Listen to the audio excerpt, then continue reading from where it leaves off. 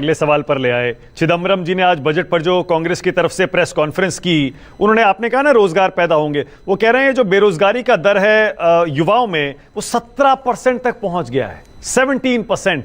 और वो कह रहे हैं बताइए इस बजट में ऐसी कौन सी स्कीम है जिससे आप बेरोजगारी खत्म करने की दिशा में आगे बढ़ेंगे, नए रोजगार पैदा करेंगे। 2 करोड़ रोजगारों का वादा किया था आपने, हर साल बताइए कितने रोजगार पैदा कर रहे हैं?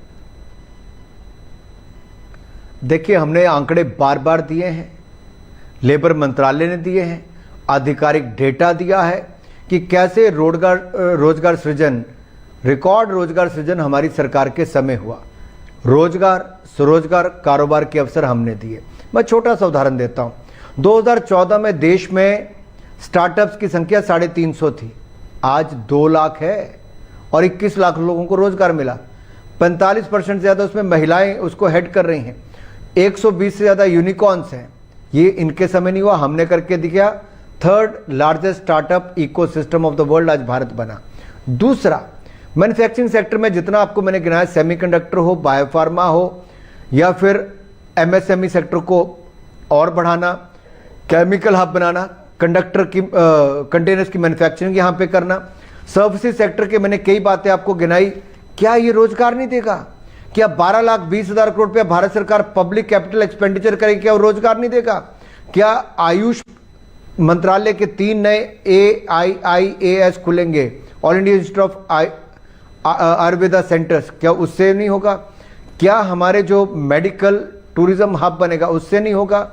क्या हम बच्चियों के लिए 800 हॉस्टल, लड़कियों के लिए स्टेम एजुकेशन में बनाएंगे, खेलों के नए इंफ्रास्ट्रक्चर बनाएंगे, क्या रोजगार नहीं होगा? ये सारा पैसा जो 53 लाख 47,47,000 करोड़ खर्च करेंगे, तो क्या इससे रोजगार सृजन नहीं होगा? हमारा रक्षा का बजट 7.5 लाख करोड़ के लगभग, क्या इससे नहीं होगा? 6 लाख करोड़ पे हमारा ट्रांसपोर्ट में, रेल और रोड पे खर्च होगा, क्या रोजगार नहीं होगा? ग्रामीण विकास के लिए, हमारा ग्रामीण क्षेत्र के लिए 2,73,000 करोड़ रुपए का बजट है, क्या उससे रोजगार सृजन नहीं होगा? क्या बात करते हैं आप? ओके, अब अनुराग जी, कांग्रेस पार्टी और बाकी विपक्ष के नेता ये भी कह रहे हैं कि इसमें मिडिल क्लास के लिए कुछ भी नहीं है। इस बार, वो पिछली बार 12 लाख कर दिया था इनकम फ्री जो स्लैब है इनकम टैक्स, इस बार कुछ भी नहीं किया, उसका जिक्र भी नहीं किया। क्या वजह है अनुराग जी? मैं आपको थोड़ा सा याद कराऊं। 2013-14 में 2 लाख की आमदन के बाद देश के लोगों को इनकम टैक्स देना पड़ता था। ये कांग्रेस की सरकार में है। आज 12 लाख पे आपको जीरो टैक्स देना पड़ता है साहब।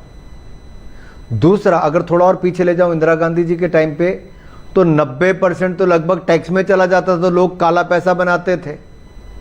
ये उस और कांग्रेस के लोग धकेलते थे। आज नरेंद्र मोदी की सरकार ईज ऑफ लिविंग और ईज ऑफ डूइंग बिजनेस पे काम कर रही है। हमने जो रिफॉर्म्स लेकर आए, लेबर रिफॉर्म्स, 4 लेबर कोड बनाए हैं, सारी लेबर को फायदा मिला है। हमने जीएसटी रिफॉर्म्स लाए, जीएसटी रिफॉर्म्स के कारण व्यापारी को भी लाभ मिला, ट्रांसपोर्टर को भी लाभ मिला और देश की अर्थव्यवस्था को बल मिला।